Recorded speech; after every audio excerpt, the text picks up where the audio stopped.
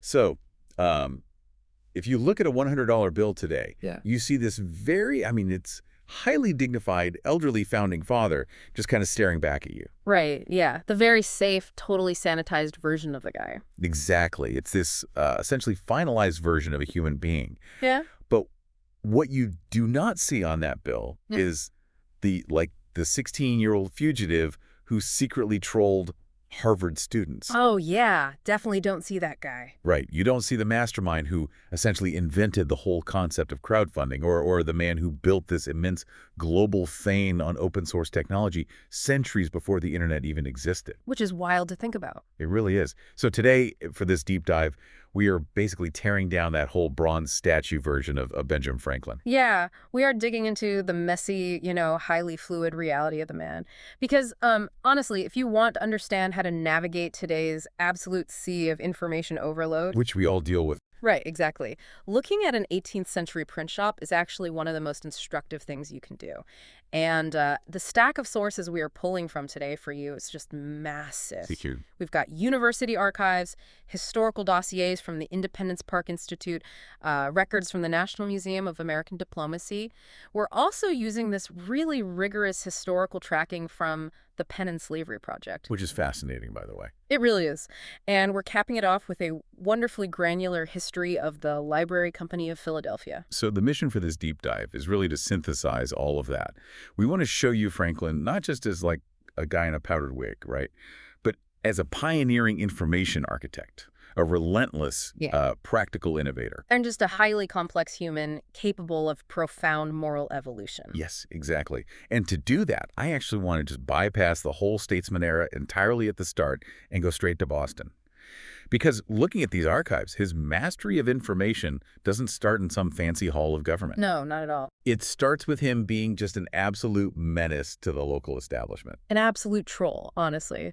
Because, okay, so he was a 12-year-old apprentice in his older brother James's print shop. Right. And James ran the New England Courant, which is a huge deal historically. It was literally only the third newspaper ever founded in Boston. So young Benjamin is surrounded by all this physical machinery of information distribution, Fitting the type, watching it all happen. Right. He's watching public opinion get shaped in real time. But because he's just a kid, he is strictly forbidden from actually contributing any writing to the paper. Which actually just means he decides to completely bypass the gatekeepers. Oh, of course. So at 16 years old, he secretly writes 14 different letters. Right. And he literally slips them under the print shop door in the dead of night. But he doesn't use his own name, right? No, that would be too easy. Right. He creates this entirely fictional persona, an anonymous, middle-aged widow named Silence Dogood.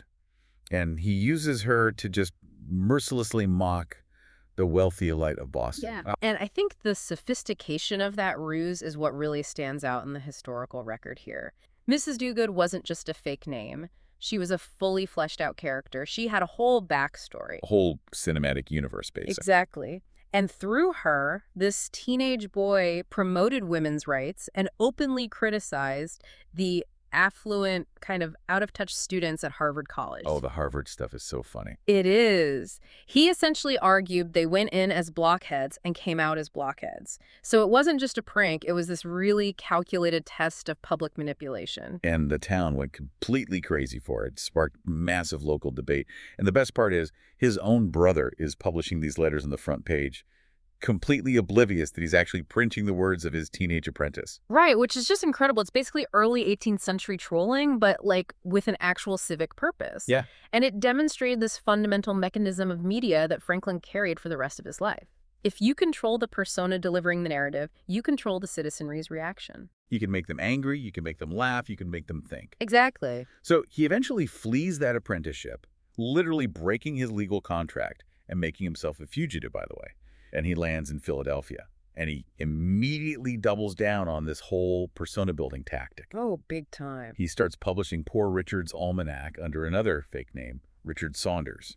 And this becomes like the best-selling book in the colonies, mixing weather predictions with those famous aphorisms we still quote today. Right, like, fish and visitors stink after 3 days. Yes, which is still universally true. but which was obviously incredibly lucrative for him, right? Yeah. But Franklin recognized that broadcasting information one way just wasn't enough. No, he wanted a decentralized network. So in 1727, he forms a group called the Junto, and this was a gathering of aspiring artisans, leather apron workers, and tradesmen. But notably, it excluded the elite clergy and the wealthy merchants, right? Exactly. Completely shut them out. Which I love. I keep picturing the Gento as this, 18th century mastermind group. Or honestly, like an early subreddit. That's a really good analogy. Because they weren't just sitting around drinking ale in a tavern complaining.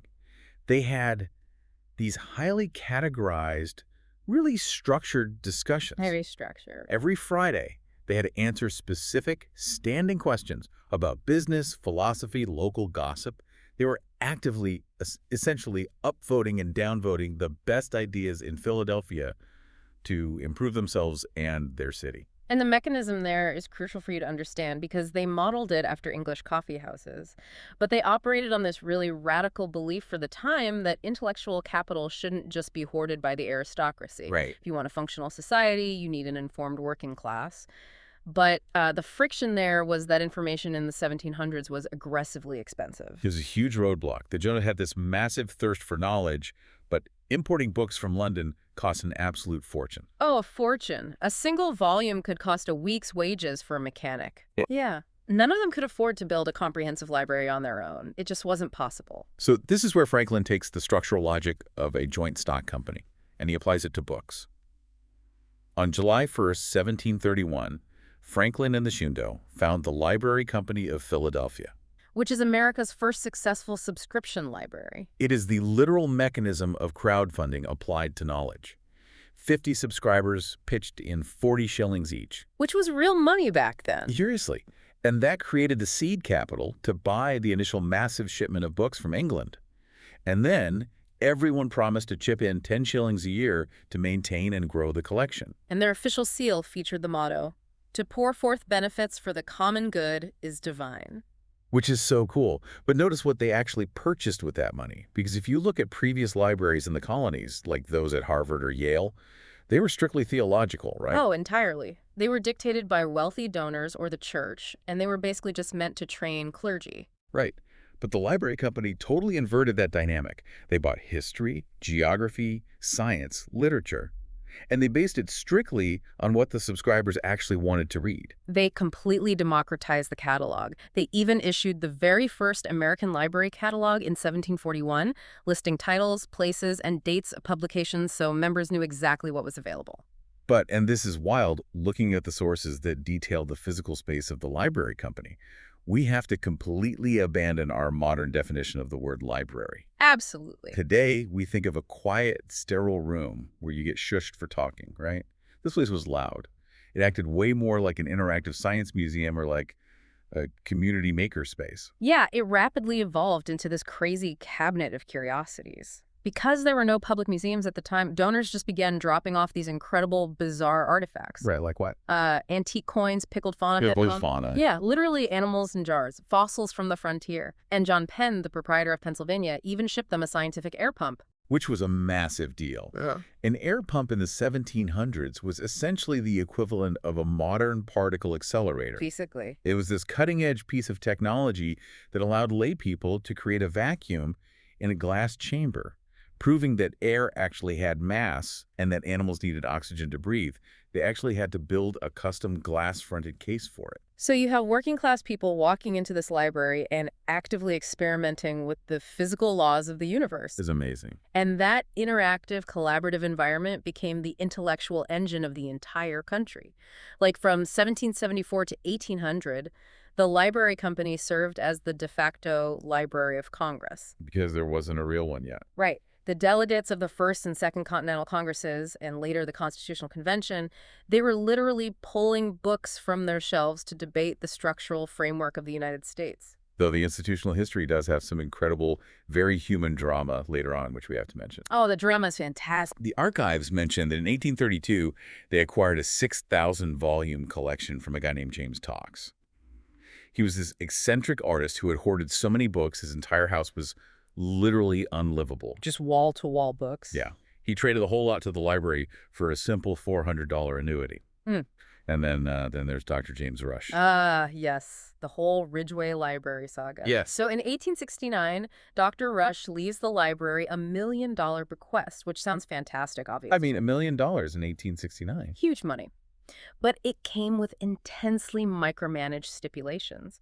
He absolutely despised everyday fiction and demanded the library be built miles away from the bustling city center to keep it, quote, pure. So it forced the library to construct this massive, incredibly unpopular Greek temple in South Philadelphia. Which nobody wanted to go to. Right. The members disguised the location so much that they essentially just refused to make the trek. It turned into this colossal kind of empty storage unit for rare books until the institution finally broke free of the geography and moved back to Locust Street in 1965. Right, and that move was crucial because it allowed them to pivot into the elite research center they are today. They house this massive Afro-Americana collection spanning from 1553 to 1906. But pivoting back to the 18th century, that concept of the library as a collaborative makerspace directly fueled Franklin's next phase. Because the library didn't just receive books from London. No, they received science. Exactly. Peter Collinson, who was their British agent, sent over hollow glass electrical tubes. Franklin is surrounded by this influx of global scientific curiosity, and it triggers his compulsion to just tinker with things. Right, he transitions from just managing information to physically manipulating the world around him. And he becomes the ultimate pioneer of what we would today call open source technology. Open source, exactly. Like, look at the Franklin stove, which he invented in 1742. Before this, standard fireplaces were incredibly inefficient. Ugh, and terrible. They sucked cold drafts into the room and sent all the heat straight up the chimney. Right, so you were freezing on your back and burning on your front. Exactly. So Franklin invents this freestanding, enclosed iron fireplace with a complex baffle system that radiates heat from all sides. It used a fraction of the wood and produced drastically less smoke. And it's so brilliant that the governor of Pennsylvania immediately offered Franklin a lucrative patent for the design, like a literal monopoly. But Franklin explicitly refused it. He wrote in his autobiography that just as we enjoy the inventions of others, we should be glad of an opportunity to serve others by our own inventions. He prioritized societal progress over personal profit, which is, rare. Very rare. And that same empathy drove the invention of the flexible catheter in 1752. Yeah, that's a rough one to read about in the medical histories. Because the medical standard at the time for treating kidney stones was forcing a rigid metal tube up a patient's urethra. I mean, agonizing. Yeah, and Franklin's own brother was suffering from stones, so Franklin went to a silversmith and designed a flexible, jointed alternative to navigate the human anatomy without causing that excruciating pain. It was a mechanical solution born entirely out of human compassion.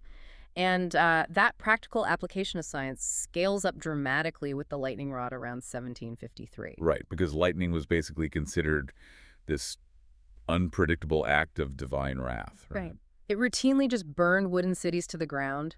But Franklin understood that electricity seeks the path of least resistance. So by placing a pointed iron rod on the roof and running a wire down into the earth, he gave the lightning a superhighway to the ground. It completely bypassed the wooden structure of the house. It was a flawless passive defense system. It was so undeniably effective that even King George III installed one at his palace in England. Which is highly ironic, given they would be at war just a couple of decades later. Super awkward for King George. Definitely. But his work with electricity fundamentally shifted human understanding. Because electricity was a complete mystery, there was literally no vocabulary to describe what it was doing. So what did he do? He literally coined or popularized the electrical terms we use every single day. Wait, really? Yeah. He gave us the words battery, positive, negative, and charge. Oh, wow. I had no idea battery was him. Oh, him. But the archives are also very clear on what he did not invent. Because he became such a mythic figure, people credit him with literally everything. Oh, absolutely. The myths are everywhere. Yeah. According to the sources, Benjamin Franklin did not invent the streetlight, he did not invent the odometer, and he absolutely did not invent daylight savings time. Right. And there is also this fierce debate among historians over bifocals. Oh, really? Yeah. Many argue the optical technology actually already existed in England, and Franklin, being highly visible and constantly reading, was just a famous early adopter who popularized them. So he was basically an 18th century influencer. Exactly like an influencer today. That's hilarious. Mhm. But I have to admit, looking at this timeline, I have always been confused by the next major leap in his life. The Diplomat. Yeah, because he is doing all of this science while the colonies are chafing under British taxation. How does the guy who flies a kite in a thunderstorm suddenly become the diplomat negotiating war treaties with French royalty? It seems like a leap. Yeah. How does a self-taught printer get taken seriously in the courts of Europe? Well, it requires understanding the culture of the French Enlightenment. In 18th century Europe, scientific achievement was the ultimate status symbol. France completely revered intellect. Okay. So when Franklin began his diplomatic odyssey, he was first sent to London in 1757 for a tax dispute and later to France in 1776 as commissioner.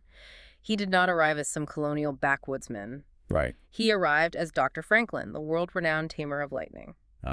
So his scientific fame was the literal currency he needed to buy political access. Exactly. In 1778, he is elevated to minister plenipotentiary, which is essentially our very first ambassador, and he leans into the branding heavily. He knew what he was doing. Totally. The French expected this uncorrupted natural genius from the American wilderness, right? So he ditches the powdered wig and wears a simple marten fur cap. Oh, that's so calculated. He plays the part of the rustic philosopher perfectly. He basically weaponized his own celebrity. He did. Leveraging that immense popularity, he successfully secured the French Treaty of Alliance. Which was everything. It was. That treaty provided the troops, the naval power, and the massive financial loans that made winning the American Revolution mechanically possible. Right, because we don't win Yorktown without the French Navy, and we don't get the French Navy without Franklin's fur cap and lightning rod. Exactly. And he goes on to negotiate a treaty with Sweden and is the principal signatory of the 1783 Treaty of Paris, which formally severs ties with England. There's this quote: the French economist Turgot summarized Franklin's dual legacy during this era with a phenomenal Latin epigram. Translated, it reads, "He snatched lightning from the sky and the scepter from tyrants." I mean, it is the ultimate historical mic drop. It really is. But this is exactly where we have to step away from the polished monument, as we promised at the start. Right. Because while he is celebrated globally for fighting the tyranny of monarchs abroad, the sources we are looking at document a deeply uncomfortable reality about the tyranny existing in his own home and businesses. Yeah, and this requires strict historical impartiality when we look at the documents. Relying on the archival evidence from the Pen and Slavery Project and historical tax records, the facts are very clear. Benjamin Franklin was a slave owner. The Pennsylvania tax and exoneration records from 1769 and 1774 explicitly list, quote, one Negro among his taxable property. And the broader historical records confirm he owned at least 7 enslaved people over the course of his life. And that complicity extended into his commercial enterprises, too. As the publisher and editor of the Pennsylvania Gazette, Franklin routinely profited from the institution of slavery. He accepted payment to publish advertisements for runaway slaves, offering rewards for their capture, and he printed notices for public slave auctions. He was an active, willing participant in both the domestic and international slave trade. And when you hold that up against the guy writing about the unalienable rights of man, I mean, the cognitive dissonance is jarring. Oh, it's completely jarring. History constantly tries to force these figures into absolute categories of pure hero or pure villain, But the documentation of Franklin's life forces us to look at the slow, very difficult process of unlearning. Yeah. Because the archival sources do track a definitive ideological shift. They do. The trajectory is documented fact. By 1757, he was actually utilizing his influence to support a school for African Americans in Philadelphia. Right. As the decades progressed, his exposure to abolitionist arguments, often from Quaker communities, began to radicalize his views against the very institution he once profited from. And he eventually takes on the role of president of the Pennsylvania Abolition Society. And then, in February 1790, which is literally just 2 months before he dies, he leverages all his political weight to actively petition the very first Congress for the total abolition of slavery. And in that petition, he unequivocally declares that the blessings of liberty should be administered without distinction of color to all people of the United States. So the historical sources do not excuse the decades of complicity. No, not at all. What they do is document a factual evolution from a participant and profiteer of human bondage to a vocal, active abolitionist, using his final days to dismantle the system. Exactly. Which really brings this entirely back to you, the listener, as you navigate your own influx of information today.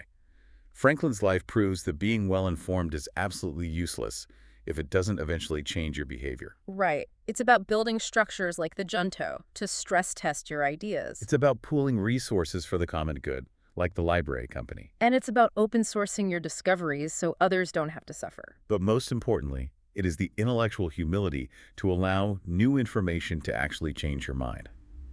To let the reality of the world challenge and ultimately evolve your deepest moral frameworks. The bronze statue doesn't change, but the actual human being did. Exactly. Now, before we wrap up this deep dive, there is one final detail from the library company's archives that I just cannot stop thinking about. It involves a purchase they made in 1785 from a man named Pierre-Eugène du Cimetière. Ah, yes. The collector of ephemera. Du Cimetière was this eccentric guy who literally walked the streets of Philadelphia picking up trash. Basically, yeah. He collected broadsides, handbills, random pamphlets, menus, the everyday junk that everyone else just threw away. But the library bought it. They did. And because he saved that garbage, modern historians have a priceless, unedited window into the actual messy daily reality of the Revolutionary era, rather than just the formal declarations of politicians. He preserved the transient, mundane moments that usually just vanish the second history happens. So, as you go about your day in our current age of digital information overload, consider this. What seemingly trivial, everyday ephemera are you casually deleting right now? What digital junk, the text threads, the fleeting memes, the mundane daily logs, are we tossing into the trash that future historians will desperately wish they had saved to truly understand us? Oh. Will they have the full, messy picture of who you were, or just the rigid, polished bronze profile you curate for the public? It is definitely something to think about the next time you empty your digital trash bin. Definitely something to mull over. Yeah. We will catch you on the next deep dive.